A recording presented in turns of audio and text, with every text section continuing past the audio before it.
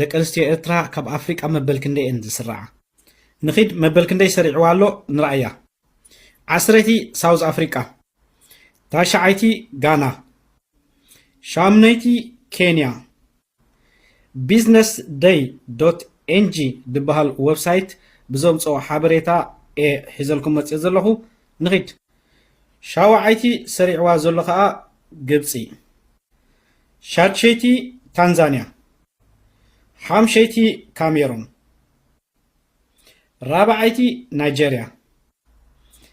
3ይቲ ሶማልያ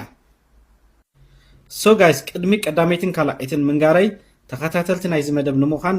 ላይክ ሼር ኮመንት ፈሎው ኣይትረስዑ ንኺድ ናብታ ካልኣይቲ ሰሪዕዋ ብዘሎ መሰረት ኢትዮጵያ ቀዳመይቲ ካብ ኣፍሪቃ ሰሪዕዋ ብዘሎ መሰረት ከዓ ኤርትራ ቢዝነስ ደይ ዶት ኤንጂ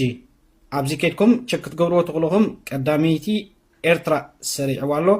10 ዝፀበቓ ደቂ ኣንስትዮ ዘለዋን ሃገራት ኢሉ ኣብ ዝለቅነ